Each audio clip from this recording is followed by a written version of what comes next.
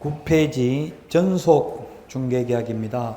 정보 공개될 내용 7가지 암기해야 됩니다. 전속 중개계약은 시험에 2문제 정도 보통 출제됩니다. 반드시 한 문제는 출제됩니다. 전속 중개계약이란 특정한 기업공개사에 한하여 중개를 일임하는 중개계약을 전속 중개계약이라고 합니다. 따라서 전속 중개계약을 체결하고 안 하고는 임의규정입니다.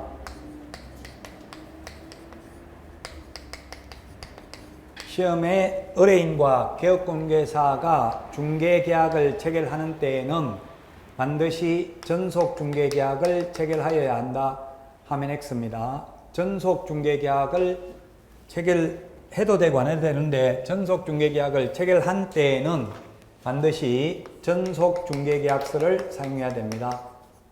전속 중개계약서를 사용해야 되고 이를 3년 동안 보존해야 됩니다. 3년 동안 보존하지 않거나 전속 중개계약서를 사용하지 않는 경우에는 업무정지 사유입니다. 그 다음에 전속 중개계약을 체결하는 때에는 7일 이내에 정보를 공개해야 됩니다. 정보 공개는 국토교통부 장관으로부터 지정을 받은 부동산 거래 정보망 또는 일간신문입니다. 또는입니다. 미시 아니고 또는 일간신문에 정보를 공개해야 되고, 그런데 공개하면 안 되는 게 2가지가 있습니다. 첫 번째, 비공개 요청하는 정보는 공개하여서는 아니 됩니다.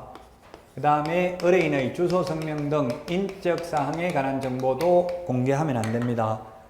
자, 그래서 비공개 요청한 정보를 공개하거나 또는 7일 이내에 정보 공개하지 않는 경우 이것만 임의적 취소, 상대적 취소, 취소할 수 있다 같은 말입니다. 등록을 취소할 수 있습니다. 2가지만. 나머지는 전부 업무정지입니다. 절대적 취소, 필요적 취소, 기속 취소, 반드시 취소, 취소하여야 한다. 다 같은 말입니다. 그 책마다 조금씩 다르게 표현을 하고 있을 뿐입니다. 자, 그 다음에 전속 중개계약 시 정보 공개해야 될 내용입니다. 암기해야 됩니다. 정보 공개 사항, 이거는 7가지 반드시 암기해야 됩니다. 기, 상태, 입권, 공거, 그 부동산을 특정 지을 수 있는 기본적 사항, 그 다음에 내외부 시설물의 상태, 벽면 및 도배 상태, 입지 환경 조건, 권리관계입니다. 단 권리관계 중에서 의뢰인의 주소, 성명 등 인적 사항에 관한 정보는 공개하여서는 아니 됩니다. 그 다음에 공법상 이용 제한, 거래 규제, 그 다음에 거래 예정 금액, 공시지가가 있는데 공시지가는 임대차인 경우에는 공개하지 아니할 수 있습니다. 인적 사항은 공개하지 아니할 수 있는 게 아니라 공개하여서는 아니 됩니다. 자, 그러면 전속 중개계약을 체결했을 때 개업 공인중개사의 의무가 3가지가 있습니다. 개업 공개사는 전속 중개계약을 체결한 경우 개업 공개사의 의무가 있는데, 개업 공개사는 첫 번째 2주일에 1회 이상 업무 처리 상황을 문서로 통지해야 됩니다. 문서로서 통지하여야 합니다. 2주일에 1회 이상입니다. 일주일에 2회가 아니라 2주일에 1회 이상 업무 처리 사항을 문서로 통지해야 됩니다. 자, 그 다음에 7일 이내에 정보를 공개해야 됩니다. 정보를 공개해야 되고, 정보를 공개하면 공개한 사실을 지체 없이, 공개하고 나면 지체 없이 의뢰인에게 문서로 통지해야 됩니다. 문서로 통지해야 된다. 그 통지 방법에는 아무런 제한이 없다. X로 출제됐습니다. 문서로 해야 됩니다. 그 다음에 확인 설명 의무를 성실히 이행해야 됩니다. 9페이지 맨 밑에 오른쪽에 보면 확인 설명 의무를 성실히 이행해야 된다.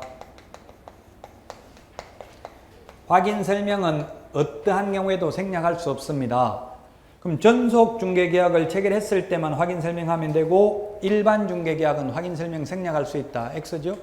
중개 보수를 받지 않아도 설명해야 되고 의뢰인의 요청이 없어도 확인 설명은 하여야 합니다. 자, 그 다음에 5번까지 적은 데서 시험에 2문제 정도 출제됩니다. 그 다음에 의뢰인의 의무입니다. 의뢰인 의무. 의뢰인은 이게 서식상 의무인데 서식에는 갑이라고 되어 있습니다. 우월적 지위에 있는 사람이 갑이죠. 자, 그래서 만약에 매도 의뢰인이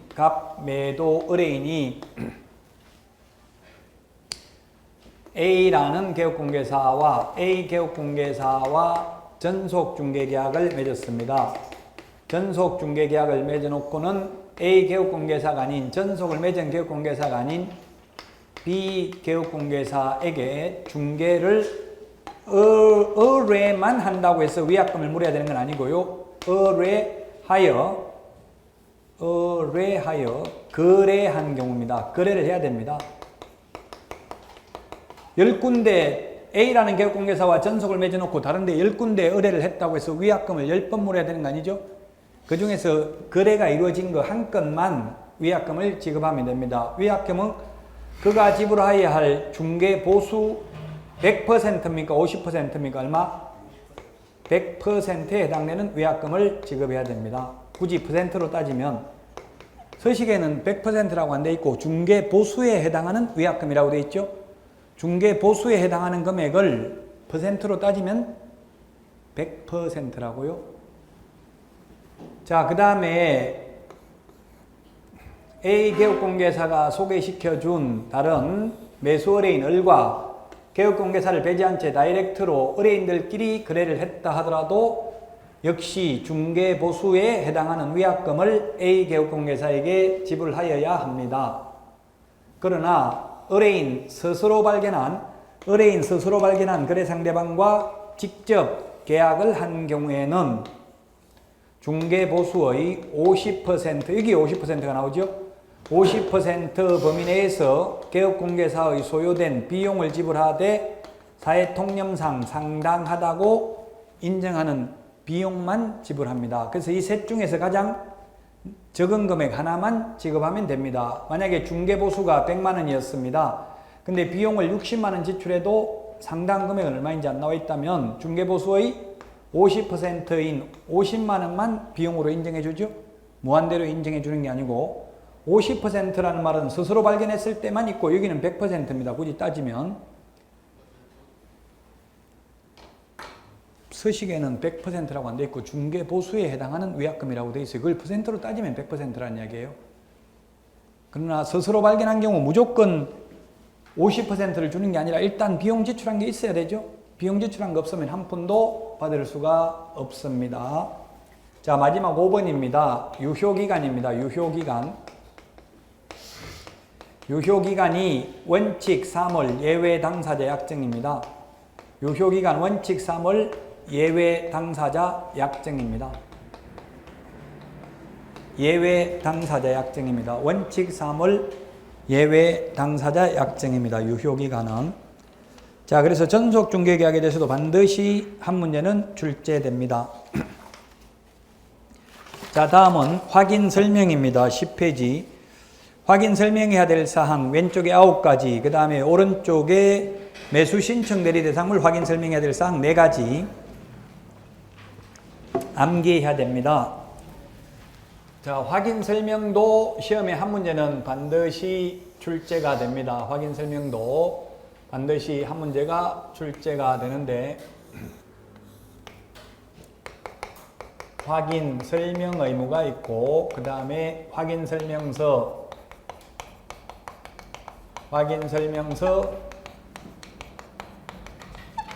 작성 교부 의무가 있습니다.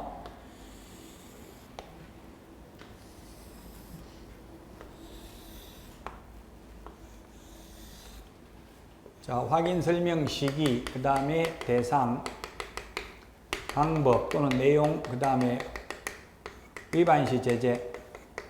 확인 설명 시기는 의뢰받은 경우, 중개 의뢰받은 경우에 중개 완성 전에 미리 설명해야 됩니다. 중개 완성 전에, 즉 계약서 작성하기 전에 미리 설명을 해야 됩니다. 확인설명서 작성 교부는 중개 완성되어 계약서 작성 시에 확인설명서도 작성해서 교부합니다. 확인설명 대상은 취득 의뢰인, 확인설명은 취득 의뢰인 일방에게만 설명하면 됩니다. 확인설명서 교부는 거래 당사자입니다. 거래 당사자라고 하면 쌍방이죠. 거래 당사자 쌍방에게 교부하여야 합니다. 그리고 확인설명서는 3년 보존해야 됩니다. 확인설명 방법은 근거 자료를 제시해야 됩니다. 근거 자료를 제시해야 된다. 권리관계라면 등기사항증명서를, 공법상 이용제한이라면 토지이용계획 확인서를 제시해야 된다고요. 근거 자료를. 면적, 소재지 이런 거라면 토지재장, 임야재장, 건축물리장 같은 것을 제시해야 되겠죠. 근데 확인설명서 작성 교부할 때 확인설명서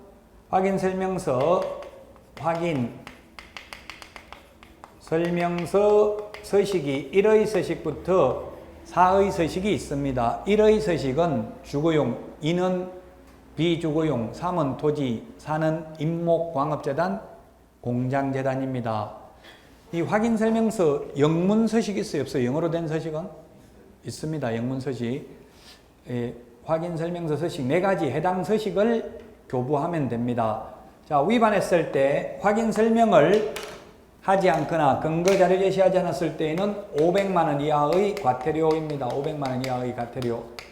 그러나 확인설명서 쌍방 교부하고 3년 보존하지 않거나 서명 날인하지 않는 경우 모두 다 6월 이하의 업무정지 사유에 해당됩니다. 업무정지 사유. 요 두 개 구분하는 데서 거의 한 문제 출제가 됩니다. 자, 그 다음에 그 확인 설명해야 될 거, 암기해야 되는 거 9개는 저는 기권, 거공, 상태, 환, 입조 이렇게 암기했습니다. 9가지입니다.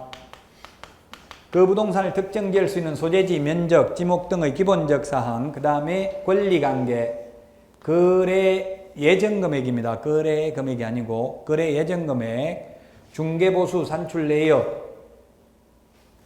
설명해야 됩니다. 중개보수 산출 내역은 설명도 하고 설명서에 기재도 해야 됩니다. 공법상 이용제한, 토지이용계획, 그 다음에 시설물의 상태, 벽면 및 도배 상태, 그 다음에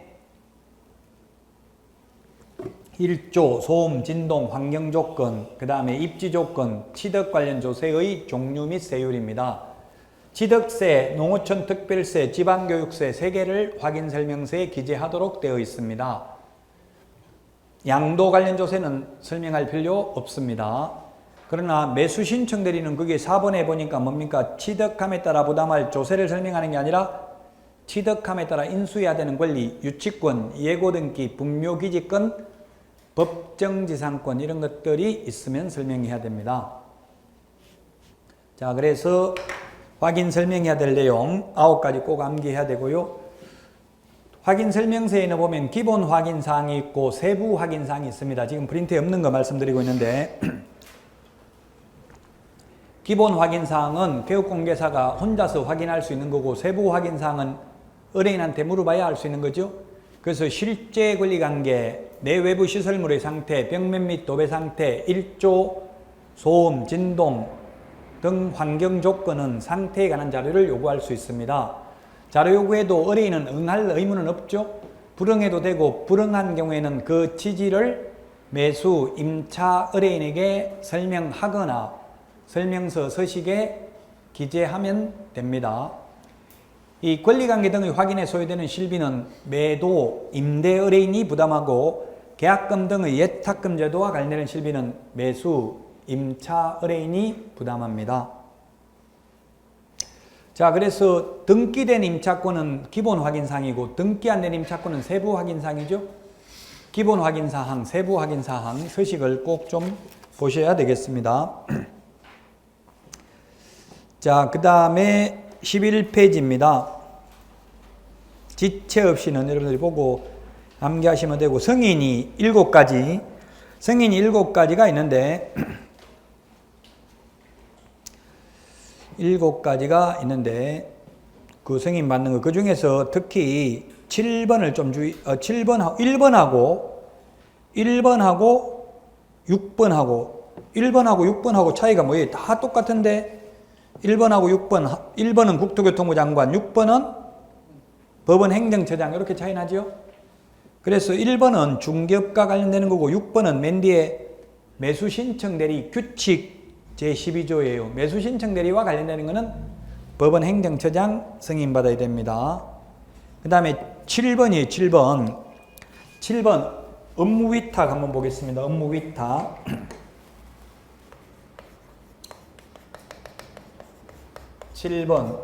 업무위탁이 있는데 첫 번째 실무교육 위탁은 원래 실무교육은 시도지사가 실시를 해야 되죠. 근데 시도지사가 위탁할 수 있습니다. 시도지사가 부동산 관련 학과가 개설된 대학이나 전문대, 그 다음에 공인중개사 협회에 위탁할 수 있고요. 그 다음에 공기업 또는 준정부기관에 위탁할 수 있습니다. 세 군데. 그 다음에 시험 업무입니다. 시험도 시도지사가 실시합니다. 원칙은. 근데 시험 업무는 공공기관의 운영에 관한 법률에 따른 공기업 또는 준정부기관에 지금 프린트에 없어요. 뒤에 지금은 없는 내용인데요. 시험은 공기업 또는 준정부기관, 지금 현재는 공기업인 한국산업인력공단에 위탁이 되어 있죠. 그 다음에 협회에도 위탁할 수 있습니다. 협회에는 위탁할 수 있는데 대학, 전문대학에는 시험을 위탁할 수 없다는 점을 주의하시고요. 자, 그 다음에 3번이 뭐냐면은 그 승인받는 거 동그라미 7번입니다. 매수신청대리 실무교육입니다. 실무교육은 지정승인 요청이라고 부릅니다. 지정승인. 매수신청대리 실무교육은 원래 법원 행정처장이 지정하는 교육기관에서 받는다고 했죠. 그 매수신청대리 실무교육 지정승인을 요청할 수 있는 곳은 대학, 부동산 관련 학과가 개설된 전문대, 협회만 가능합니다. 협회만. 그래서 공기업 또는 준정부기관은 매수신청대리 실무교육 지정승인 요청을 할 수 없다는 점을 주의하셔야 되겠습니다. 7번을 말씀드리고 있는 겁니다. 지금. 자, 보고. 아까도 보고 말했는데 보고 4번이 있다고 했죠.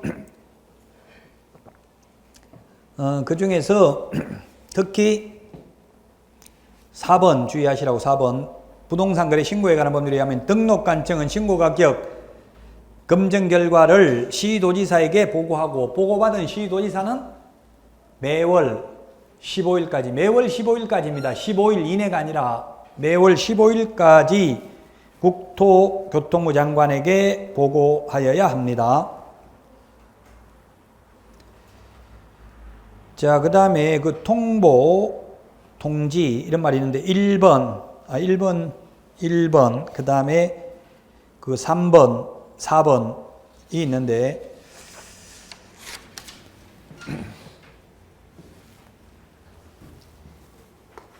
등록관청은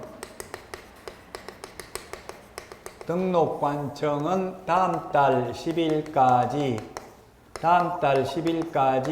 협회에 등록사항 등 6가지를 통보해야 됩니다. 등록사항, 휴폐업 신고사항, 사무소 이전 신고사항, 분사무소 설치 신고사항, 등록 취소 업무정지 등 행정처분사항 6가지를 다음 달 10일까지 협회에 통보합니다. 그러면 협회는 통보받은 날부터 10일 이내에 법원 행정처장에게 통지합니다. 법원 행정처장에게 통지합니다. 그 다음에 지방법원장은 다음 달 10일까지 법원 행정처장에게 통지합니다. 그러면 법원 행정처장은 다음 달 15일까지 협회에 통지합니다. 서로 정보를 공유하겠다는 이야기입니다. 우리 휴폐업 신고는 중개업에서는 미리 신고해야 되죠. 3월 초과해서 휴업하고자 하는 경우.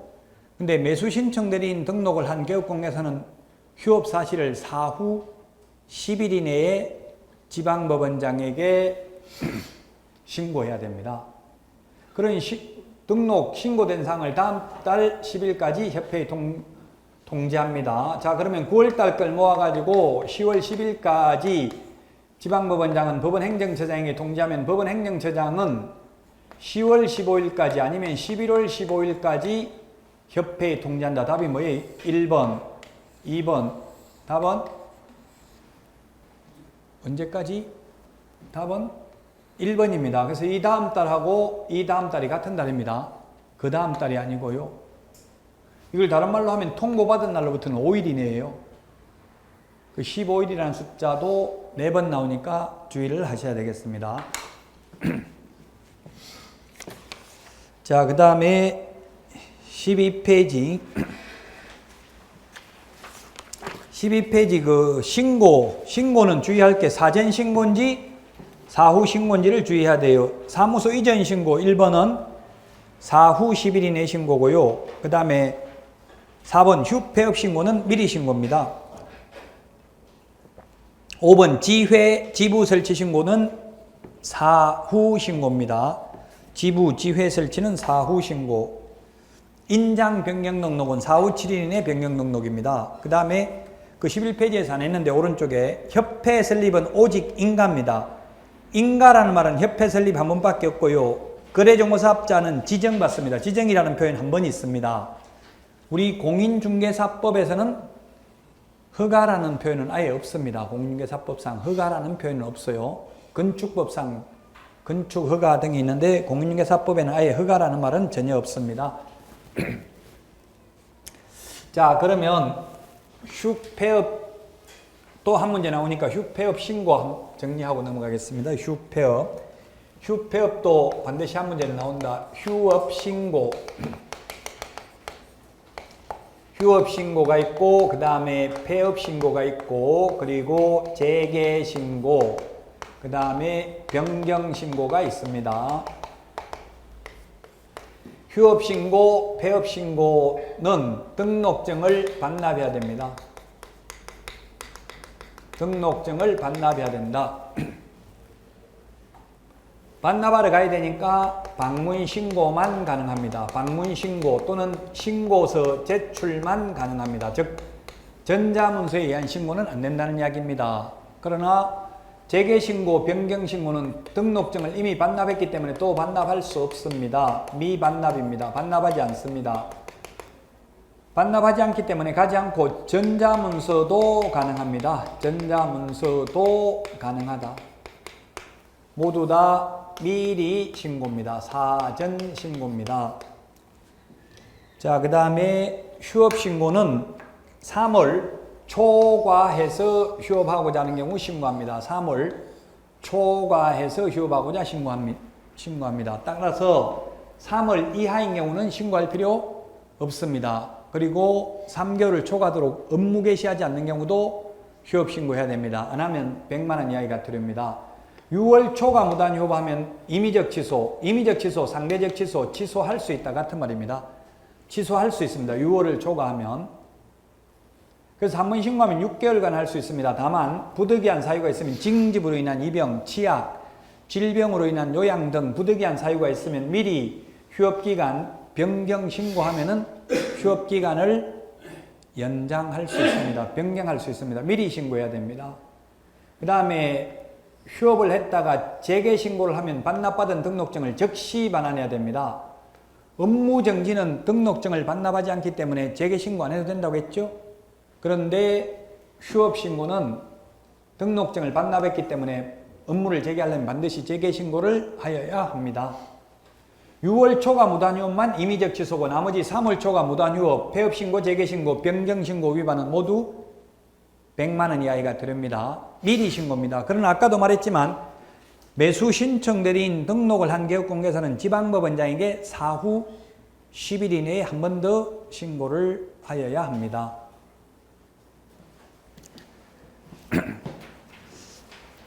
자, 그 다음에 수수료 내는 겁니다. 수수료. 수수료라는 표현을 쓰는 게 15번 있습니다. 수수료라는 표현을 쓰는 게 15번. 거기에 먼저 당해 지자체 조례가 정하는 수수료입니다. 1번 응시 수수료와 자격증 재교부 수수료는 시도조례입니다. 시도조례. 자, 그래서 자격증을 재교부할 때는 수수료 내는데 자격증을 처음에 교부할 때는 수수료 안 내죠? 여러분들이 학교 가면 공짜로 자격증 줍니다. 어떤 시중에 있는 다른 KTC 모의고사에 보니까 등록증을 교부할 때 수수료 내는지 나오던데 내요 안 내요? 수수료. 등록증 교부할 때는 등록증 교부할 때는 내죠. 그 3분의 1이 등록 신청할 때 내지 등록증 교부할 때 수수료 내는 건 아니에요. 말장난이긴 하는데 그 다른데 KTC 모의고사에 그렇게 나와 있더라고요.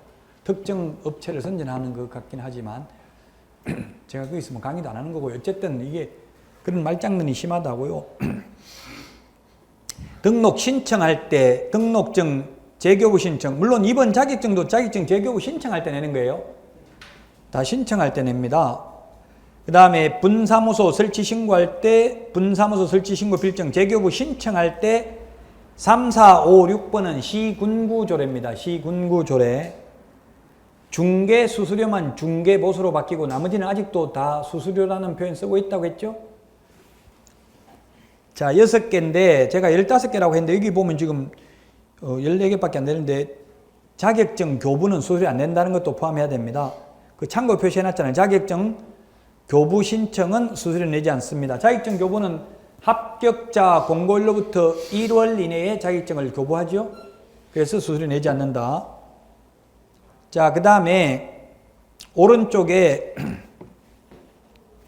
보면은 동그라미 1번 오른쪽에 시험을 원래는 시도지사가 실시해야 되는데 만약에 국토교통부 장관이 직접 시험을 시행하는 경우에는 국토교통부 장관이 결정 공고하는 수수료 내야 됩니다. 그 다음에 동그라미 2번 자격시험 또는 재교부 업무를 위탁한 경우에는 위탁받은 자가 위탁한 자의 승인을 얻어서 결정 공고하는 수수료를 내야 되는데 그게 올해 28,000원이었죠. 3번 주택에 대한 중개보수는 국토교통부령이 정하는 범위 내에서 시도 조례로 정합니다. 그리고 주택 외의 보수는 국토교통부령으로 정합니다.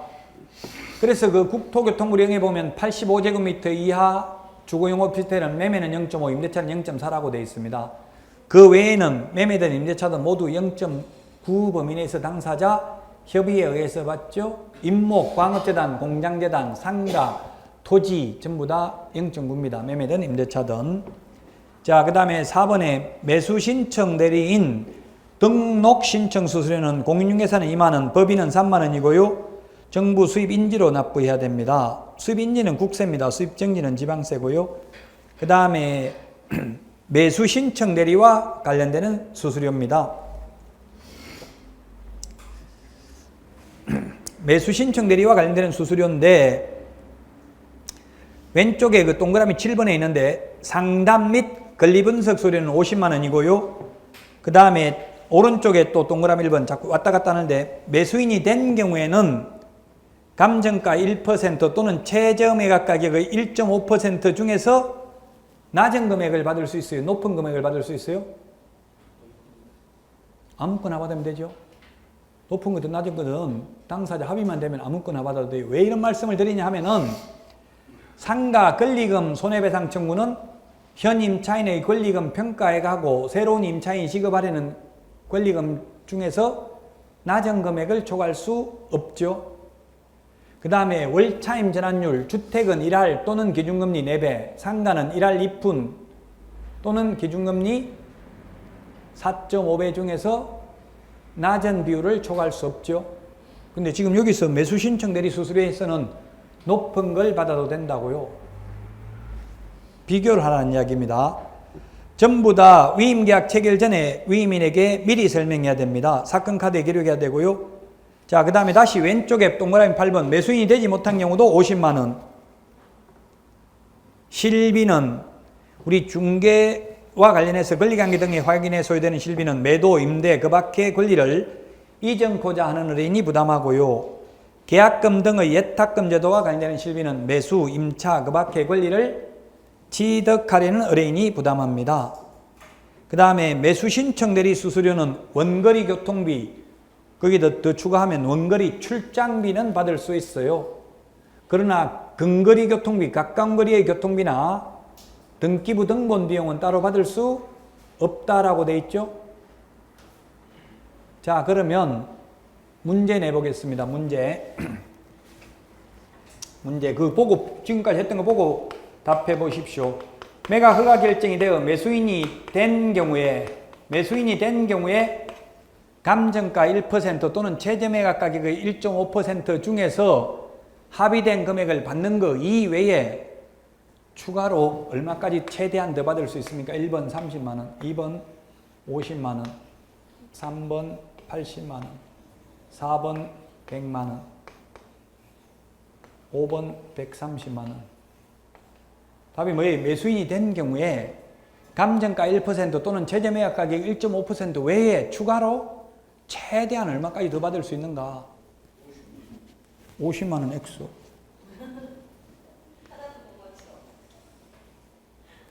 그럼 맞춰봐요. 얼마인지. 못 받는다 X. 못 받는다는 보기가 없어요. 보기 중에서 골라요. 보기 중에서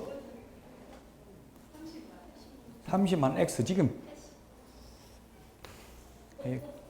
그렇죠. 80만 원이죠. 80만 원. 80만 원이 답이죠. 자, 그러면 매수인이, 자, 또 문제 다르게, 그럼 매수인이 되지 못한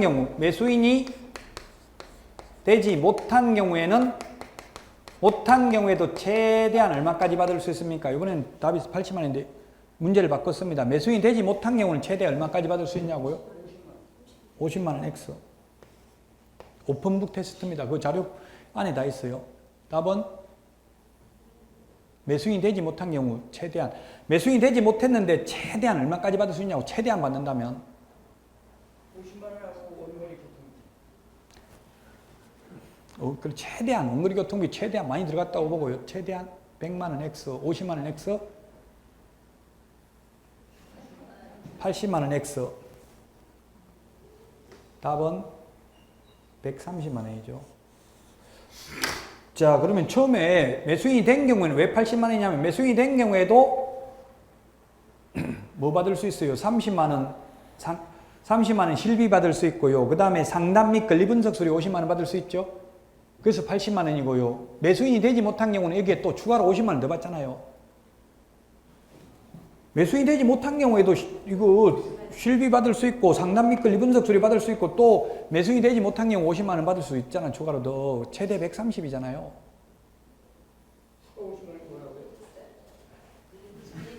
여기 있네. 그게 추가 50만 원이 그 동그라미 7번, 8번 합하면 100만 원이잖아요. 거기다가 9번 실비는 뭐라고 해서 최고 한도액이 30만 원이라고 해서 30만 원 한도액이 매수 신청 대리와 관련된 실비 아까 원거리 교통비 많이 들어가도 최대 30만 원밖에 못 받아요.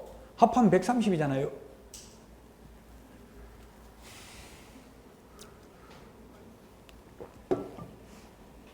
요즘은 사례 중심으로 이렇게 생각을 하게 문제를 내요. 그냥 단순히 암기가 아니라 계산하기. 이게 이런 계산은 완전 기초적 초등학생도 할 수 있는 계산하는 문제잖아요. 이런 게 나온다고요.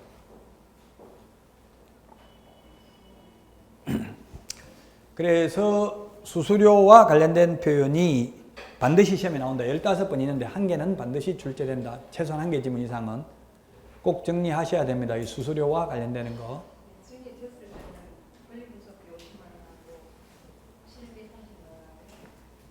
매수인이 됐을 때요? 네. 실비 최대 30만 원. 그 다음에 상담 및 권리 분석 수료 50만 원 해서 80만 원 받을 수 있고 매수인이 된 경우에도 매수인이 되지 못한 경우는 그게 추가로 더 매수인이 되지 못한 경우 플러스 50만 원이 더 있잖아요. 그래서 130만 원이라고요. 최대.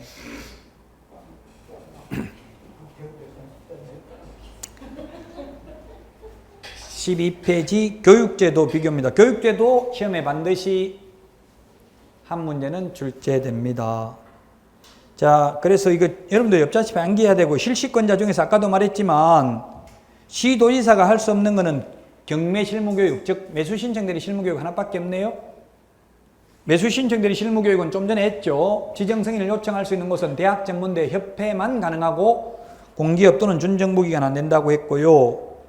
교육 대상자는 직무교육, 실무교육, 경매 실무교육은 다 미리 받아야 되는 사전교육이에요. 사전교육. 그러나 연수교육은 사후교육이죠. 2년에 한 번씩.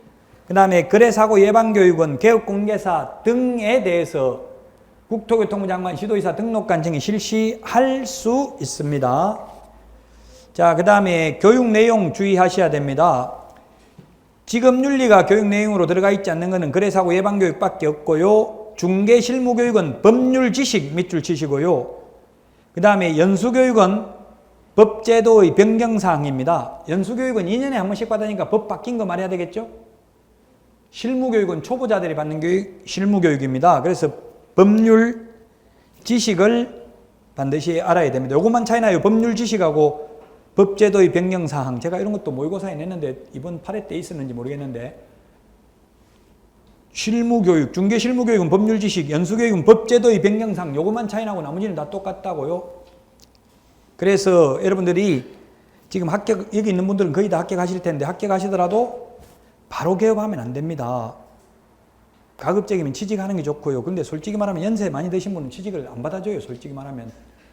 그럼 어쩔 수 없이 지금 랜드프로, 우리 같은 회사가 랜드프로가 있어요. 자매 회사가 랜드프로에 보면 저도 강의하고 있고 제 강의 아니라도 다른 분도 하고 있어요. 저도 현업을 7년 넘게 했었어요. 그래서 그 현업을 하신 분들 강의를 들어보는 게 좋고요. 아니면 아예 실장까지 같이 인수해야 돼. 그냥 실장 인수해가지고 다 배우고 자르면 되죠. 안 그러면은 거의 다 망해요. 그냥 아무 생각 없이 개업하면은 무조건 개업부터 하지 말고 젊은 분들은 취직해보고 취직이 안 되는 분은 그냥 실장까지 인수하고요. 그것도 안 되면은 그 랜드풀에 들어가셔서 창업하기 전에 강의라도 좀 들어보셔야 돼요. 자, 교육 내용도 중요하고요. 그 다음에 교육시간, 기타, 연수교육은 12시간 이상 16시간 이하, 그 다음에 직무교육 3시간 이상 4시간 이하, 중개실무교육 28시간 이상 32시간 이하, 경매실무교육 32시간 이상 44시간 이하. 교육시간이 구체적으로 적시되어 있지 않는 것은 거래사고 예방교육밖에 없죠. 연수교육은 2개월 전까지 통지해야 되고 교육 안 받으면 처벌받는 거 연수교육밖에 없습니다. 500만 원 이하의 과태료인데 구체적 기준은 최대 100만 원이라고 했죠. 실무교육, 직무교육, 경매실무교육 모두 교육의 유효기간은 1년입니다. 실무교육, 직무교육, 경매실무교육 받고 나서 1년 안에 개업하지 않거나 1년 안에 취직 안 하면 다시 교육받아야 돼요. 그 다음에 중개업을 하다가 그만두고 나면 1년 안에 취직하거나 1년 안에 다시 개업하려면 교육 안 받아도 되죠. 소속공개사로 근무하다가 그만두고 3개월 있다가 자기 이름으로 개업하려고 하더라도 교육 안 받아도 되잖아요. 그만둔 기간 1년이 안 넘으면. 교육제도 이 5가지 시험에 반드시 출제됩니다. 한 문제는 꼭 정리하셔야 되겠습니다. 자, 그 다음에 3개월입니다. 3개월. 이거 뭐 제가 다 하기 힘들고 여러분들이 암기하셔야 되고요. 특히 5번을 좀 주의하십시오. 5번. 5번에 보니까 중개업과 관련되는 것은 공제사업 운영 실적이 3개월 이내고요. 500만 원 이하의 과태료고요. 매수 신청 대리 관련 공제사업 운영 실적은 2개월 이내입니다. 2개월. 동그라미 5번 13페이지 2개월 이내에 일간신문 또는 협회보에 공시하고 협회 인터넷 홈페이지에 게시해야 됩니다. 또는 공시하고 이런 걸 말 바꿀 수 있어요. 또는 대신에 및 공시하고 대신에 공시하거나 이렇게 할 수 있습니다. 그 다음에 6번 원래 임감혁명법상 임감혁명의 유효기간은 없지만 부동산 등기규칙 제55조에 의하면 임감혁명의 유효기간은 3개월입니다. 3개월. 그 다음에 7번 주택임대차 계약이 법정갱신됐다 하더라도 임차인은 언제든지 해지 통지할 수 있고요. 3개월이 지나면 효력이 발생합니다. 주택이나 상가 다 마찬가지입니다. 8번까지. 그 다음에 9번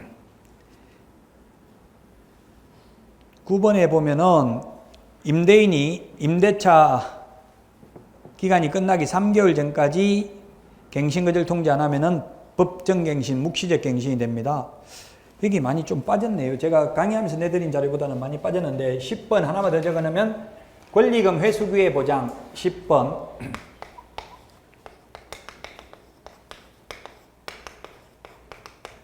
권리금 회수기회 보장도 임대차 기간 만료 3개월 전부터 임대차 종료 시까지 새로운 임차인 데리고 와서 계약해달라고 하면 특별한 사정이 없는 한 권리금 회수기회를 방해하면 안 되죠. 5년 동안 장사하고 나가는 사람한테까지도 권리금 회수기회를 보장해 주어야 한다. 안 해도 된다. 답은 해야 됩니다. 5년 장사하고 나가는 사람한테도 권리금 회수기회는 보장해 줘야 됩니다. 자, 그래서 이거 말고도 지금 시험에 나왔던 게 우리 중개실무에 농지 임대차는 3개월 이상 국외 여행 중이거나 그 다음에 병원에 3개월 이상 입원해 가지고 있는 경우 농지 임대차 할 수 있죠. 원래는 농지는 원칙적으로 경자유전의 원칙이 있기 때문에 임대차, 사용대차가 안 됩니다. 그러나 3개월 이상 국외 여행 중이거나 3개월 이상 질병으로 입원한 경우 등은 임대차가 가능합니다.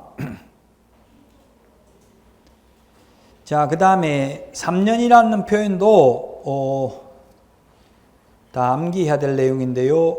그 중에서 6번을 보면요. 나머지는 다 여러분들이 암기하시고요. 뭐 이해 안 되는 거 있으면 언제든지 질문하시면 됩니다.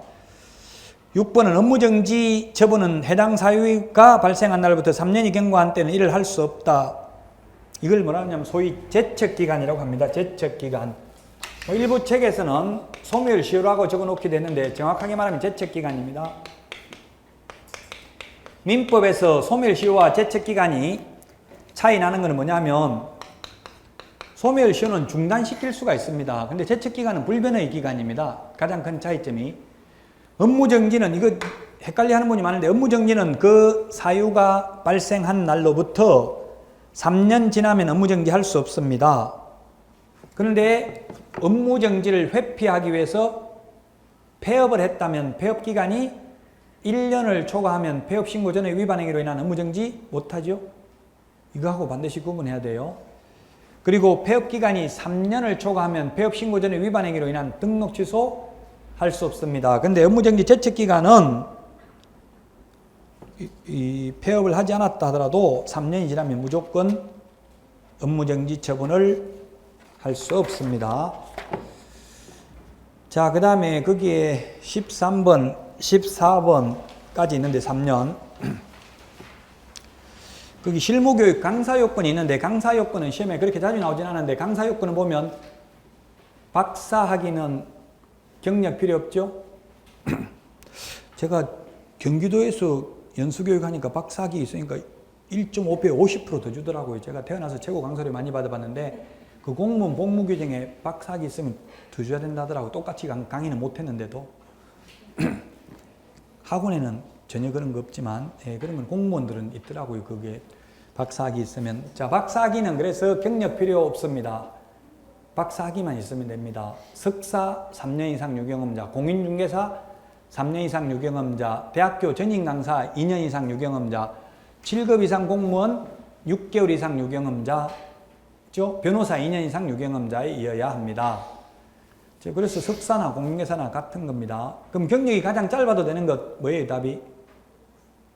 박사죠. 박사는 경력 필요 없다고요. 그 다음에 실무교육, 교육장 면적은 50제곱미터 이상이어야 합니다. 중개사무소는 면적 제한이 없습니다.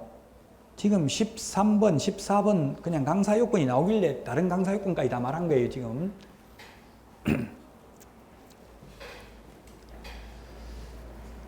자, 그 다음에 5년 보겠습니다. 5년. 그 밑에 박스 5년. 분양행위를 한 응시자 무효 처분이 있은 날로부터 5년간 시험 못 봅니다. 시험 응시한 날로부터 5년 아니라고 했죠, 아까? 무효 처분이 있은 날로부터 5년. 출제위원 부정행위하면 5년간 자격이 박탈되고요. 거래계약서 5년 보존해야 되고 매수신청 대리 사건 카드 5년 보존. 그 다음에 매수신청 대리 대상물 확인설명서 5년 보존. 매수신청 대리 행정처분대장 5년 보존입니다. 중개사무소 행정처분대장은 보존 의무가 없고요. 중개대상물 확인설명서는 3년 보존입니다. 7번에 토지거래 허가구역 장관 또는 시도지사가 5년 범위 내에서 지정할 수 있습니다. 5년 동안 지정한다고 하면 X죠. 그 다음에 8번 상가 건물 임대차 보호법상 계약갱신 요구권은 최초 임대차 기간을 포함한 전체 임대차 기간이 5년을 초과하지 않는 범위 내에서 행사할 수 있습니다. 그 다음에 9번 명의신탁 계약정 위반한 신탁자는 5년 이하의 징역이나 2억 원 이하의 벌금입니다. 5년이라는 숫자 정리했는데요. 자, 아까 프린트 내드렸습니다만은 명의신탁의 종류가 3가지가 있다고. 이자간 명의신탁, 소위 중간생략형 명의신탁 또는 등기 명의신탁이라고 하고요. 나머지 계약 명의신탁 또는 위임형 명의신탁이라고 하는데, 종전에는 계약 명의신탁만 횡령죄가 해당되지 않고 이자간 명의신탁이나 3자간 등기 명의신탁에서는 횡령죄에 해당되었습니다. 그러나 이번 5월 19일 판례에 의해서 이제 중간생략형 명의신탁, 소위 3자간 명의신탁 또는 등기 명의신탁이라고 하는데, 거기에서는 수탁자가 수탁부동산을 임의로 처분해도 형법상 횡령죄의 죄책이 성립하지 않는다. 그러나 아직도 이자간 명의신탁에서는 횡령죄가 성립한다. 나머지 계약 명의신탁이나 3자간 등기 명의신탁에서는 횡령죄가 성립하지 않는다. 오늘 둘째 시간 시작할 때 프린트 내드렸잖아요. 그게 개정 판례입니다. 변경된 판례. 자, 그래서 5년 9개를 정리했고요. 그 다음에 그 14페이지 오른쪽에 상가 건물 임대차 보호법 제10조 계약갱신 요구를 거절할 수 있는 사유 8가지가 있습니다. 1번 3기의 차임에게 이르도록 차임을 연체한 사실이 있는 경우. 3기, 2기가 있는데 3기의 차임액을 연체하면 3가지가 있습니다. 3기. 자, 3기가 3개가 있고 2기가 2개가 있습니다. 3기의 차임액을 연체한 경우에는 상가 계약갱신 요구를 거절할 수 있습니다. 상가 계약갱신 요구를 거절할 수 있다. 계약갱신 요구 거절 사유에 해당됩니다. 그 다음에 상가 임대차 계약 해지 사유입니다. 임대차 해지 사유. 그 다음에 상가 권리금 회수 기회. 권리금 회수 기회 보장해주지 않아도 됩니다. 기회를 보장해주지 않아도 된다. 3개의 차임액에 이르도록 차임을 연체한 사실이 있는 경우. 2개의 차임액을 연체한 경우. 2개의 차임액을 연체한 경우 민법 임대차 계약 해지할 수 있습니다. 민법 임대차 계약 해지할 수 있다. 주택이나 상가에 대해서는 규정이 없기 때문에 주택도 2개의 차임액을 연체한 경우 해지할 수 있었습니다. 그런데 상가는 이제 3개의 차임액을 연체하 해지할 수 있다고 법조문이 생겼죠. 그래서 3기입니다. 그 다음에 주택 묵시적 갱신, 법정 갱신이 인정되지 않습니다. 법정 갱신이 인정되지 않는다. 법정 갱신은 뭐예요? 임대인이 임대차 기간 만료 전 6월에서 1월 사이에 갱신거절 통지를 하지 않거나 임차인이 임대차 기간 만료 1개월 전까지 갱신거절 통지를 안 하면 종전과 동일한 조건을 다시 계약을 체결한 것으로 본다. 이게 2개의 차임액을 연체한 경우 적용되지 않는다. 2년 지상권 지류를 2년간 연체하면 지상권 소멸을 청구할 수 있습니다. 그리고 최근 판례에 의하면 분묘기지권도 시효 취득하는 경우에는 지료를 지급할 필요가 없지만 시효 취득이 아닌 경우는 지료를 지급해야 됩니다. 최근에 어떤 판례가 있었냐면은 A라는 사람이 자기 땅에다가 조상들 묘를 설치해놨는데 이 땅이 경매에 넘어가가지고 갑이라는 사람이 낙찰받았다고요.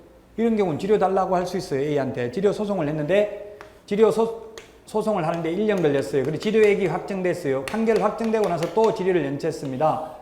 판결 전후를 합해서 도합 2년간 지료를 연체했을 경우 분묘기지권 소멸을 청구할 수 있다 없다. 답은 있다가 최근 대법원 판례입니다. 분묘기지권을 시효 취득하는 경우에만 지료를 지급할 필요가 없습니다. 물론 지상권 그냥 2년만 지났다고 무조건 지상권 소멸 청구하는 게 아니라 지료에 관한 합의가 있거나 또는 지료 소송을 통해서 지료액이 확정되어야 하죠. 가만히 달라 소리도 안 하고 2년만 지났다고 소멸 청구할 수 있는 것은 물론 아닙니다. 자, 3기 2번은 거짓, 부정한 방법으로 임차한 경우입니다. 뒤에 거짓, 부정이라는 것 정리되어 있습니다. 쌍방 합의에 의해서 상당한 보상을 제공한 경우입니다. 일방적으로 보상을 제공하면 공탁한 경우 X입니다. 4번은 동의 없이가 포인트입니다. 동의받아서 전대한 경우는 거절할 수 없습니다. 5번은 중대한 과실입니다. 중대한 과실, 경미한 과실이 아니고 중대한 과실입니다. 우리 공인중개사법 제30조 손해배상은 고의 또는 과실로 인하여 의뢰인에게 재산상 손해를 발생한 경우 그 손해액을 배상해야 되죠. 우리 공인중개사법에서는 경미한 과실도 손해배상해야 됩니다. 그러나 상가건물임대차보호법에서는 중대한 과실로 파손한 경우만 거절할 수 있습니다. 6번은 임차한 건물의 전부 또는 일부가 멸실되어 임대차 목적을 달성하지 못할 경우, 그 다음에 7번 임대인이 다음 항목 어느 하나에 해당하는 사유로 목적 건물의 전부 또는 대부분을 철거하거나 재건축하기 위해서 목적 건물의 점유 회복이 필요한 경우입니다. 그래서 가나다 중에서 이번에는 나가 악용할 소지가 가장 높아요. 나가 뭐냐면 건물이 노후, 훼손 또는 일부 멸실되는 등 안전사고의 우려가 있는 경우라고 했는데 이게 애매하잖아요. 어느 정도 멸실돼야 되는지, 어느 정도 안전사고 우려가 있어야 되는지 이걸 악용하는 사례가 가장 많답니다. 지금 가나다. 악용 못하기 위해서 1번 같은 경우는 구체적으로 미리 고지하라고 되어 있어요. 답은 도시 및 주관경영비법 등에 의해서 재건축이 이루어진 경우 등은 거절할 수 있습니다. 8번 기타 임차인이 임차인으로서의 의무를 현저히 위반하거나 임대차를 존속하기 어려운 중대한 사유가 있는 경우, 이런 포괄적 규정을 둔 이유는 변호사들 먹고 살아라고 하는 게 소송해보라는 이야기예요. 그냥은 미리 알 수 없다는 이야기입니다. 자, 여기까지 하고 쉬었다가 숫자 11부터 보겠습니다.